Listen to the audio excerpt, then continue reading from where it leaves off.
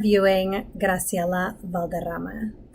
Kentwood people, you all may remember her when I directed the workshop The Isle of Dogs. She was the Italian director, Viola Zardoni.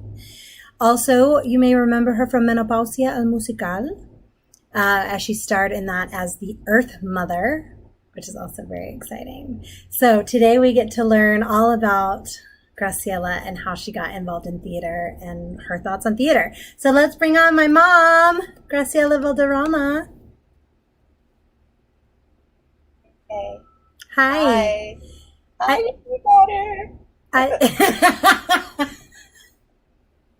I thought I was wearing the braids today. Yeah, that's quite a coincidence, isn't it? Isn't I had no idea. I had no idea you were also doing braids. Such a lie. um, Mom, thank you so much for doing this. Thank you for having me. I'm going to start calling you Graciela, Okay. like we do in rehearsals, since this is a Yeah. professional interview, and we're very professional here at KP Live, as you can tell by our set. Before we start, I'm sorry, I was just reading a note. I want to talk about, this is total just a plug. I'm just plugging people's shows. I just want to let you all know, Melody Rivers, or one of our members, as you know, she's doing Good People at Torrance Theater Company, August 9th at 8 p.m. They're doing a Zoom stream of that. And then also I'm doing Romeo and Juliet, Choose Your Own Ending for Little Fish Theater. And that is really fun as well. You get to literally choose the ending of Romeo and Juliet. So for more information, look up Little Fish Theater or follow me on social medias. All right. So there, I got that out of the way. I meant to do that first, but I forgot. I'm new at this. I'm new. Okay. So let's talk a little bit about your life. It's so funny because I know everything, but I know that you grew up in Venezuela. I know, well, I may not know everything, but you grew up in Venezuela. Did you do theater growing up in school or anything in Venezuela? Yes, when in elementary school, I did a few things, but the one I remember is when I played the fairy godmother, or yeah, one of the fairy godmothers, but I don't remember the name of the musical or anything. And then late middle school, I did one called Lluvia de Dias. It's raining aunts, all these aunts, all this error type thing. And Shelley Soderbergh was in it, and Luisa Serba was in it, and all these other girls. And That's funny. I'm going to interrupt you real quickly. That's funny because those are my aunts.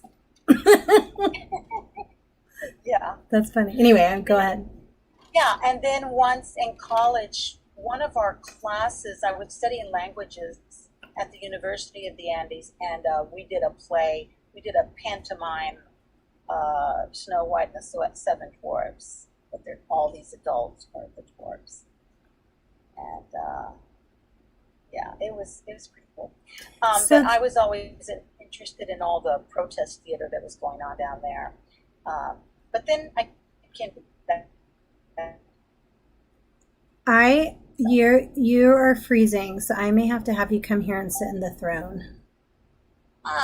We're gonna see. We're gonna keep trying it. We'll see. But this is interesting because I did not know that about you. I actually did not know that you did theater before moving to the States. So I did learn something. So then you came to the States, to Tulsa, and did you get involved immediately in American Indian Theater Company, or was there something before that?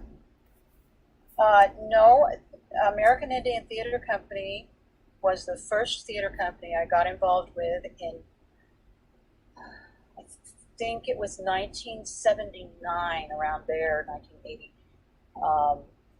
And yeah, and I stayed with them for a long time, actually, till I went back to school.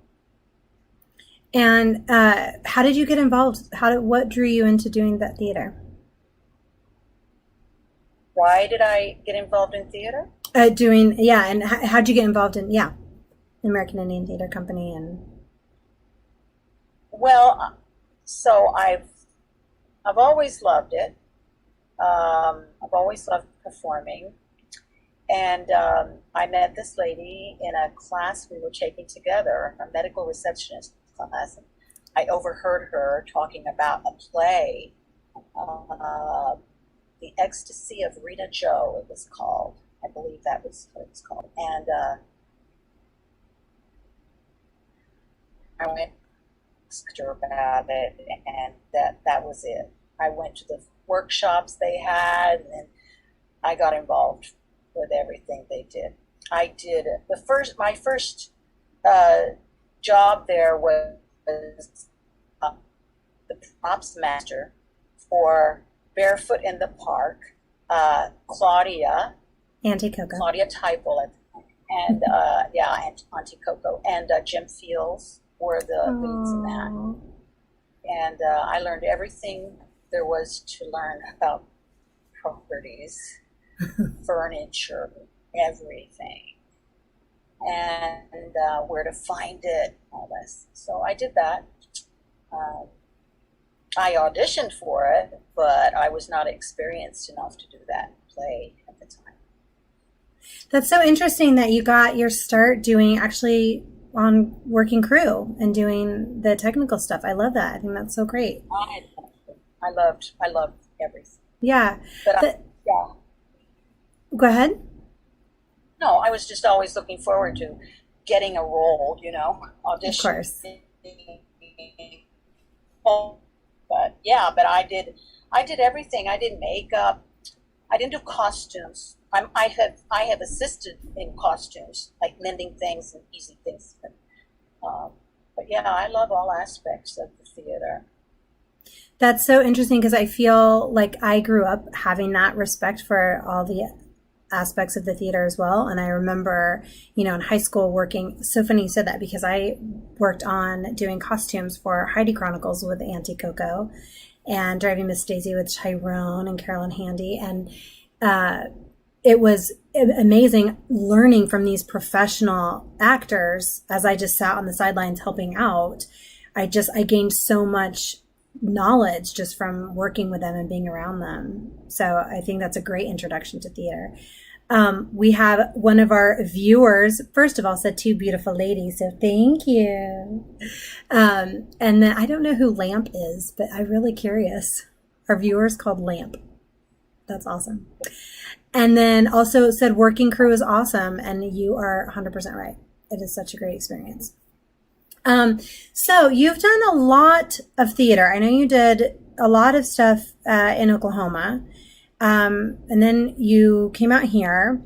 And let's talk a little bit. I want to jump ahead a little bit to Menopausia because that was such a really cool experience. It was such a big deal. It was the first big production that was an adaptation translated into Spanish for the US audience. So before shows had been translated, into other languages for other countries from the US, but nothing into Spanish for Spanish speakers in the US. So that was a huge deal. Talk to me a little bit about Menopausia and your experiences doing that. So Menopausia el Musical translates to Menopausal Musical, which is a musical that has been running for, I want to say 14 years, but it might be more than that. It might be 20. I don't remember. But yeah, and it's just a real funny musical about these four women that run into each other at Bloomingdale's in New York City. And they get to talking about all these things that are happening to them, the night sweats and all this stuff. But it's in the form of songs, and they're parodied songs from well-known songs of the 70s and the 80s and even before, and it's hilarious. It is. Oh my gosh, it's such a good time. If you guys haven't seen Menopause the Musical, this is a must when we come out of pandemic quarantine, or if you can find it on video, because I know they were releasing it on video for a while. It is It was, hysterical. uh, it has a stationary place at Harrah's in Las Vegas. Yeah. And then it tours the country regularly. That's the English one. The Spanish speaking one was a special experience. Uh, well, we got to do it in Spanish, and everybody loved it. Yeah. Everybody that saw it loved it, and they to this day they keep asking, when are they going to show that again? When are they going to bring it back? So and so didn't get to see it, and so and so. All these people want to see it, but so we haven't brought it back. Well, hopefully someone will, because I think that's such a great thing. We have such a large population of Spanish speakers in the U.S. and obviously specifically in Southern California. And I think what a great experience to be able to go and see a show performed in, in a lot of people's native language. I think that's awesome. I would love to see more of that.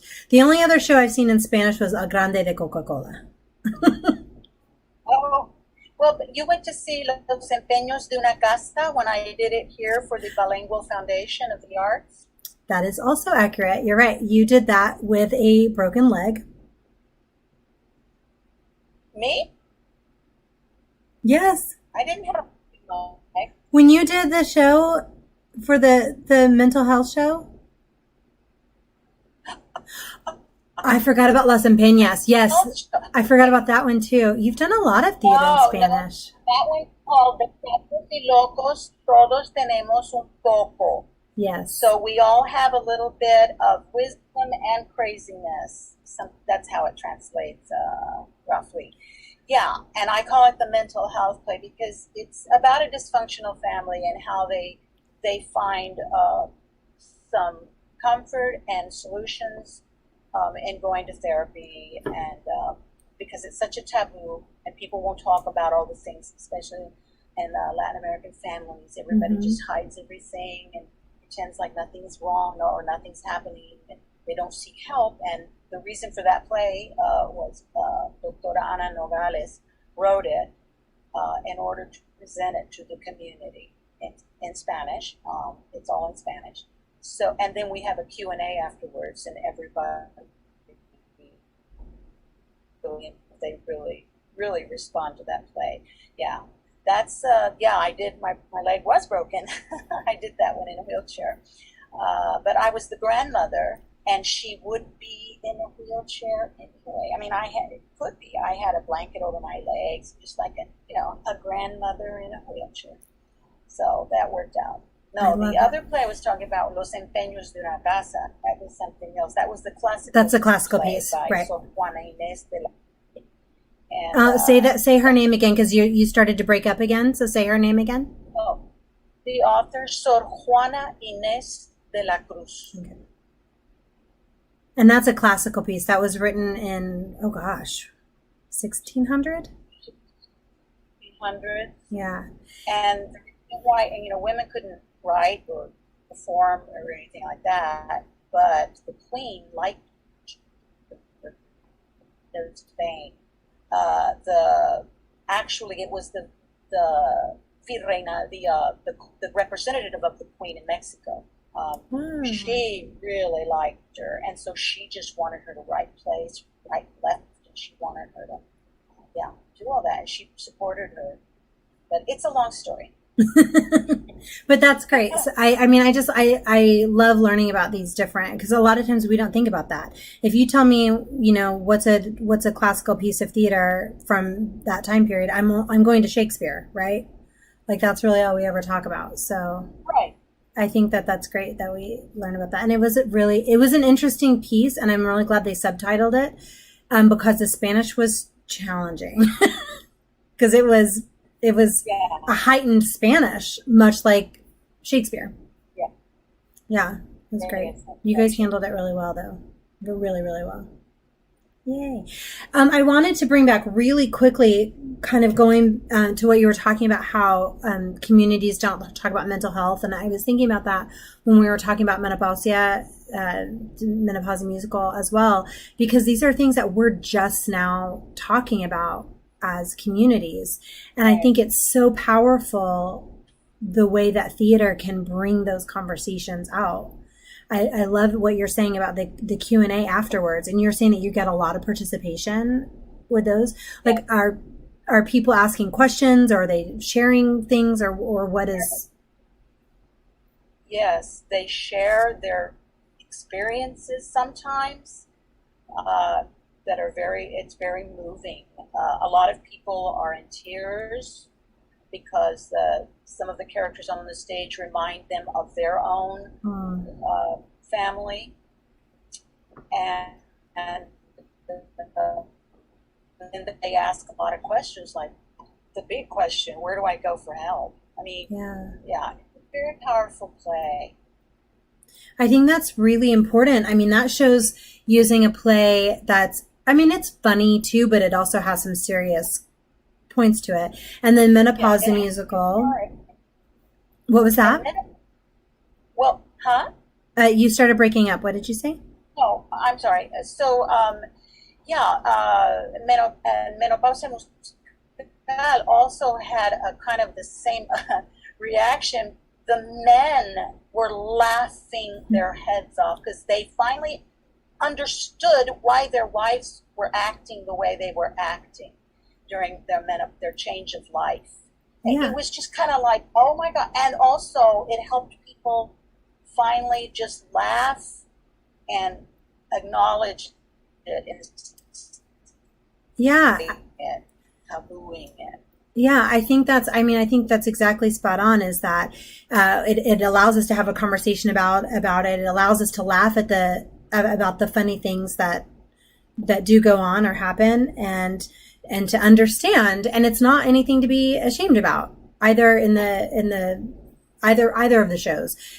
Talking about mental health or talking about going through the change of life and all of these things, there's nothing to be ashamed about. It's just something happens and we share, what goes on, and we laugh about it.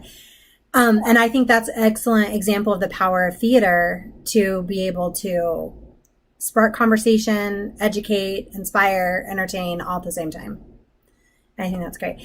Real quickly, we learned that Lamp is Lori. So hi, Lori. We love Lori. Lori's such a good friend. And also Miss Paloma Morales, who is also in Menopausal Musical. Hi, Tia. She, first of all, says that she loves us both. And we love you too so much, obviously. And she also says she's going to buy you a theater so you can produce all Spanish productions. I love theater in Spanish. I love doing theater in Spanish. Yeah. You know what's interesting? This is a little juicy detail. When you do auditions, what's that, Mom?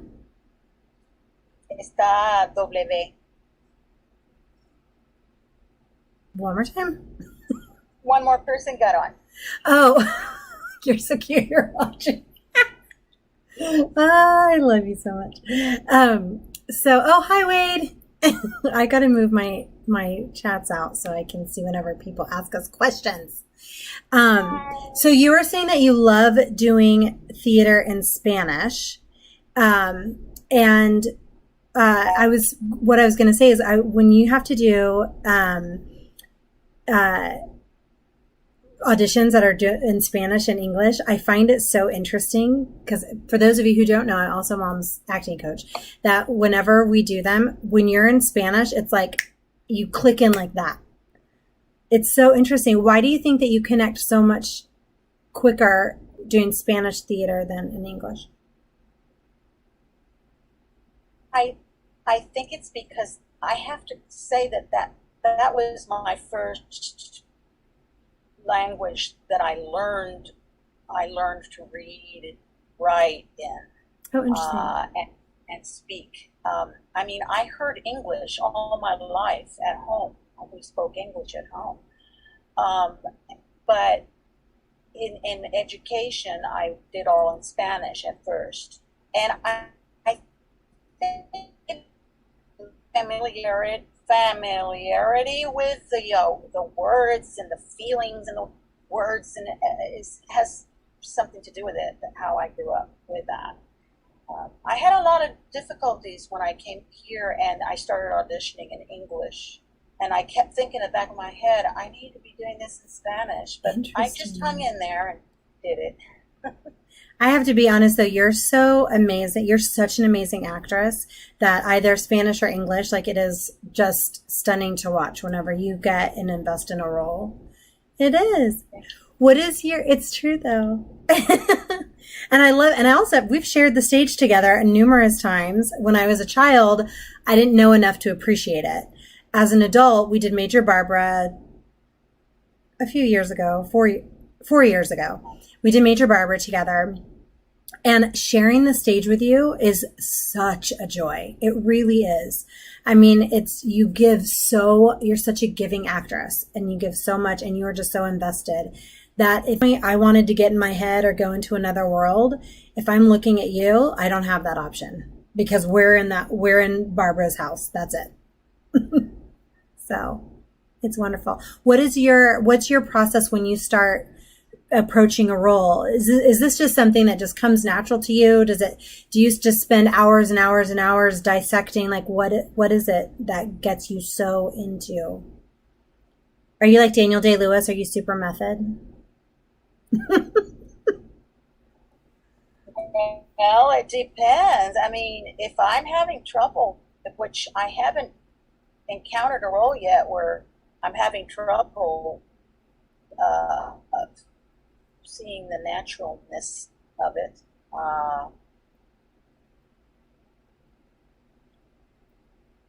I think when I did Death and the Maiden, I had to kind of, no, I did not do method with that, but No. I had to do some, I had to do more searching, soul searching, to get into that role, because she was tortured and everything by a dictatorship. So, and that one was a difficult one. I usually just let the language of the play inform me, and every time I do write a backstory of my character, and I do write some objectives when I mean, I think you have to. Yeah. I feel like too, what you're talking about, I feel like it's you can approach, some things come very quickly, and it's like, I don't even need to write this scene. That's in my body. I know it. I think those thoughts already. And then, right. And like you said, those moments that like, maybe you're not quite getting into that, you're not finding all the depth or the layers. Then you start, what's my objective? Right. What am I thinking? And we use those tools that we've got in school. Wade. Exactly. Then a director helps too, because they can see, and then they'll pull it out of you. Like, for example, Samantha Barrios. She's a hard director. Yeah. That Samantha Barrios. Before we go into that, actually, I wanted to talk about that. I just wanted to let you know that it's Wade Williams says, Graciela a maestra. So he is saying you are the teacher. And Paloma says you're the best in both languages. And you are. So that's a fun little story, is that I did direct you in a little ditty called The Isle of Dogs. How was that working together, like with your daughter directing you? And you can say anything here, because this is a safe space. I'm not going to remember anything we talked about after I walk out. When I walk past the throne, it all goes away. So was that I think that was the first time you ever directed? Yeah. Yeah. Yeah. What? I assistant directed Randy Whalen when he directed you in Tartuffe. and Tartuffe. It's yeah, Yeah. So I did work with and you as that kind of capacity a bit, but yeah. oh, Randy. But with Hello Dogs, which is a hilarious show, yeah, I just kind of forgot I was your mom, you were my daughter, and you, because the way you are, I mean, you just became the director, and everybody, you were telling us, directing all of us, and I took you seriously because I knew that you knew what you were doing, and I agreed with everything you said. And so, yeah, that's why. No. Samantha is just really, really good at directing. She Oh, sees everything in thank you. the words. Thank you. It was really fun, especially working with that cast. And that was, we had Paul Gay in that cast, Jason Inman was in that cast, Nick Bishop was in the cast, Marlee Kendall, who everyone from Kentwood knows as from Dracula and from Annie and from Parade and from name any show practically, any musical. Tiffany was in the show. I feel like I'm forgetting somebody, but I have to say that was, oh, Allison, hello. She was our first interview. That was so much fun because you all made it so easy. You guys Oh, collaborated. You had great ideas. You came like knowing your characters and knowing your objectives and knowing what you wanted. And I mean, it was just, and it is a riot of a show for sure. But then you guys, like, I mean, there was so much stuff not written, not scripted at all. I would look over and be like, what is she doing? And I was just dying laughing. And that was one of the things that I have found working with you, directing you, working on stage with you, watching your process, is that you are in character 100% of the time. There's it, like, you never drop it. I don't mean like off stage, but I mean like you are always invested and everything that is happening on stage affects you. Uh, is that something like do you just get so involved in your character that like you don't plan that stuff out, do you? That, I feel like that just comes naturally, or do you plan it out, like those unscripted moments? oh. No, I don't plan it. It comes to me. Whatever comes, I mean, I can't even explain it, but it's, if there's certain emotions, of course, in the action or in the text, of course, I'm feeling that. Reactions, I mean, yeah, I just get completely in there, involved in it, in my Yeah. character. Yeah, that is something I definitely have noticed from you, and it is brilliant to work with and fun to watch. I think that's why you're so magical. It is true. So let's go real quickly on to, do you have any favorite experiences that you've had? Favorite roles that you've done? Any, in theater specifically? Well, I've got to say that, of course, playing Earth Mother or Mujer Naturalista in Menopausal Musical was definitely one of my favorites, and also Lady Britomart. I really enjoyed playing Lady Britomart and Rummy. Oh, what was Rummy's last name in Major Barbara? I can't I can't remember remember Remy's last name. those two characters. I love those kind of characters. So yeah, those are one of my favorites, or two of my favorites. Menopausal Musical was extremely challenging for me. So the funny things that happened were when I was trying to learn the dance routines. Oh dear. Yeah, and I mean, it was, I mean, I knew I was going to get it, but, and then I did get it, of You course. So, absolutely did. But what was it like learning? Because so here, let me just say this. I know you don't consider yourself a dancer, and maybe you're not classically trained in like ballet or tap or whatever, but you are a dancer. Like you are a mover and a shaker. Put on some Latina music, and you are a dancer. So what was that experience like learning the dances for? Because I know that stressed you out. Oh my gosh, it's the scariest thing in the world. And I cried so many times after rehearsals. Oh. Oh my gosh, I was practicing that stuff in my bedroom in front of the mirror and day in and day out. I was so nervous about it. Yeah, I was stressed, but when I got it, I was fine. Oh, and you were spot on. I mean, just perfect. It was so entertaining. I think that's really good because I think so often we as actors, we look at the final performance when we go see our colleagues and we see something like if anybody saw that show with you four women, they would never have thought that you ever had any issues. Like they were like, oh yeah, they must be trained dancers and they, like they have everything's perfect. It comes so easy to them because it was so solid. And I think it's really great to hear that well as you that has frustrations and has times where you're like, I don't know if I'm gonna get this. And how you practice and work and rehearse on your own to get it. Oh, did you freeze? Uh-oh, we may have lost her for a moment. She might have to come in here and sit in the throne.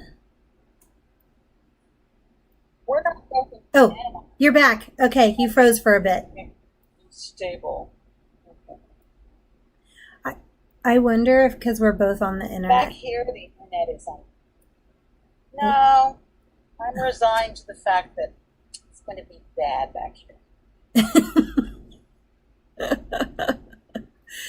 Can I ask you a question? How many times have you quit acting during quarantine, do you think? How many times have I what? Quit acting while we've been in quarantine. Quit acting? Yeah, I was just thinking about your frustrations when you get... Oh, I wanted to quit acting. Oh my gosh. During auditions are murder for me, these self-tapes. And of course, Samantha is my director, coach, camera person. And, she's just, I guess, a stickler or whatever they say in Oklahoma. Yeah. I'm not a stickler. Help me get it right. I do have you get it right, but I'm not Am I a stickler? I don't know. Isn't that you stick to it? Yeah, That means? it is. I am a stickler. I guess I am a stickler. But you know why? You know why I'm a stickler? Because when you are at like you nail it. There was a time we did a self-tape and I edited the self-tape and I sent it to you. And then I watched it, that self-tape audition. And this was for Vita, by the way, a little plug for you, Mom. First of all, I just want to say, why is Vita did not get renewed another season? Why was that show canceled? Because that show, we need more Latina shows on, Latinx shows on TV. All these Latino shows are, getting canceled, and I don't understand why. I don't either. So frustrating. But anyway, you were on it. You were on Vita. I was Tia Magda. Tia Magda, this past season, episode, do you remember the episode? 3. Episode 3. Episode 2. The second episode. So you guys can watch Mom on Vita, the second episode of Vita. But that self-tape audition I watched, I'm not exaggerating. I at least watched that 15 times, just over in a row. And I was just sitting there watching it and laughing. Because I have it up on YouTube. You did? Well, that's why I'm a stickler because you nail it. And I also remember like there's one, I just have to tell you guys, for any actors who get so frustrated and are like, I can never do this. Why am I bothering? If you love it, because I have to be honest, Mom, I watch you and when you're in it, it's like you love it. You're happy. Uh, if you love it, cut yourself some slack. We all get frustrated. We all want to throw in the towel and we all quit acting like on a regular basis. And I was laughing because this one particular audition, I think you quit acting in that, like, we were self-taping like 5 times. And I remember when we finally, I was like, switch to Spanish. We did the Spanish, like 2 takes in. I was like, done. That was it. Let's go back to English. And you did it. And I was like, all right, we're done. Send it in. So like it's just, you nail it. It's amazing. It just is. That's why I'm a stickler. I just defended myself for like, I just spent 30 minutes of this interview defending myself. But it is amazing to watch. Do you have any, I guess, besides auditions, do you have any crazy theater stories, debacles, any things that went wrong that you guys had to keep?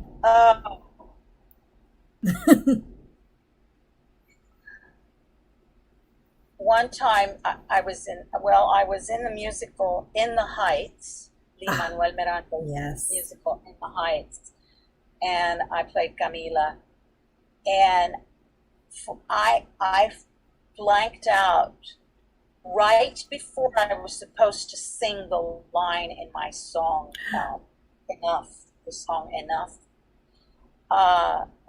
I blanked out, and I didn't know if I was going to be able to remember. I just blanked out. I blanked out, but it came right on time. Oh my Right back. goodness. And of course, it's the character. Da da da. When I went off that stage, I almost collapsed. I almost fainted, and I was crying, and I was shaking, and I was telling God I would never doubt him again, and he needs to help me. It was insane. It was like that never happened to me before. Oh So my that was a horrible feeling. That is, And I was so yes. scared it was going to happen again. Oh, that was just horrible. It was horrible. Yeah, That is a scary feeling. it's horrible. But of course, like you just said, it came to you because you did the Yeah. work. Yeah. I actually was thinking about that because oh, sorry, what was that? No. I can just still remember it. Like,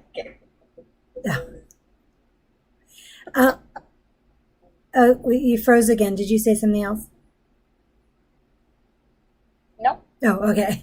I was going to say, I was thinking back. I tell all these stories about shows that I've been in that were crazy and insane. But I'm going back through your long history of shows, and I can't think of a single production you were in that wasn't stellar. That wasn't like, I don't think you have the crazy show where you were like, this director was on glue. I don't know how, or like I can't think of anything. Like, have you ever even been in a show where like there was like a costume malfunction or anything? A quick change. Oh, what was the show? The changes. Oh, well, it was Menopause. The music. Was it Menopause? Well, Yeah. I mean, the change. Those were the quickest changes and quickest. I mean, that show just kept going. There was no intermission. We were up there for 90 minutes singing and dancing, and we could catch a 2-minute break here and there for water and to touch up while the duet was going on. But that was it. So, Wow. yeah, it's crazy. You went on tour with that, didn't you? Yeah, that only. Well, yeah, I did. I went to Boston, and I was supposed to go to the Merry-Go-Round Theater in New York State. I can't remember. It's by the Finger Lakes. And but I got ill. I got Yes. pretty sick and had to come home. Was for the bit of tour that you got to do, was that how different was that from doing shows that are stationed somewhere? Or was it not different? Was it That just was like you pull up and it's the same set, the same everything, and you just do your job?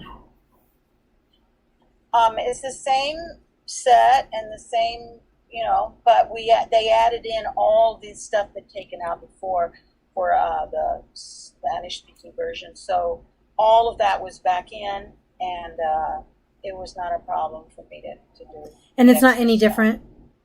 It's not But any different no, being on tour. no. I mean, it's in English. It's different people, but everybody was wonderful, and yeah, I enjoyed it. And I was extremely sad to have to leave that show. Yeah, that's always hard, because the show must go on. So I think that we always try really hard to push through everything, but sometimes we can't. Do you have, before we go, Yeah. do you have any advice that you would give to any actor in theater or director, choreographer, musical director, set designer?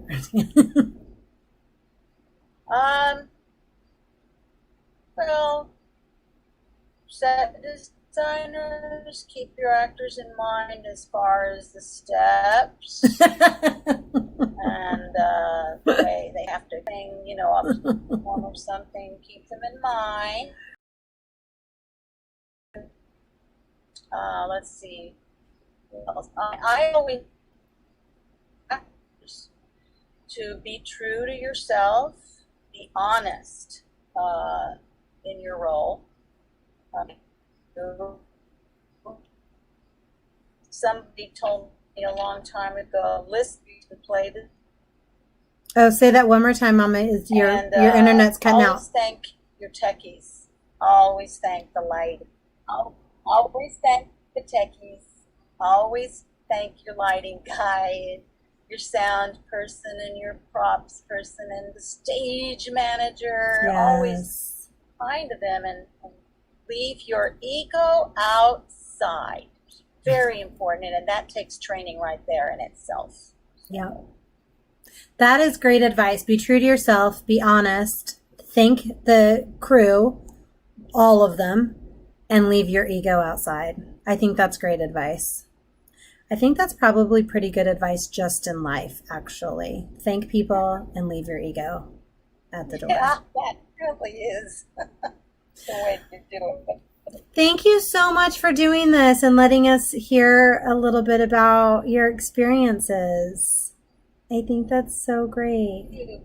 We could be here I'm sorry, what was that? It was a pleasure. Oh, thank you.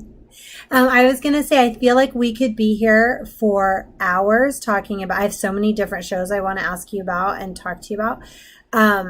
And I think that I really appreciate you sharing what you did and talked a little bit about the theater. And I just meant to do a quick plug really quickly. My word, Samantha. For community theater, and because I just wanted to clarify, when you got started, it was in doing community theater, right? Yeah. Yeah. I think that's so important because that, even though we did big shows with American Indian Theater Company like Black Elk Speaks with David Carradine and Will Sampson and Footprints in Blood with Rainy Meowtooth,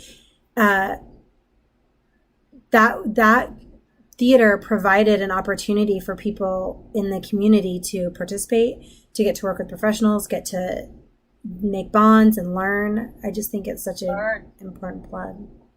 And look what it did. It brought you up and gave you all this great drive. Yay. All right. Thank you so much. And thank you all for watching. And thank you for participating and all of our viewers and your comments and questions. And, I just saw Paloma's last comment about Latino audiences supporting, and that's going to be a conversation Don't get me for another started. day, because we do need to support. But I just want to thank you all for watching and tuning in. And on Sunday, we have a special treat. We are having a fight choreographer, and he is doing a workshop. I just forgot what he calls it. Oh, goodness. But we're doing a fight choreography workshop beforehand. I am certified. I am certified level 1 hand-to-hand unarmed combat, so I should probably be okay. But he's a Hollywood stuntman and opera singer and Kentwood member. So tune in Sunday. We get to hear from Mario Rocha.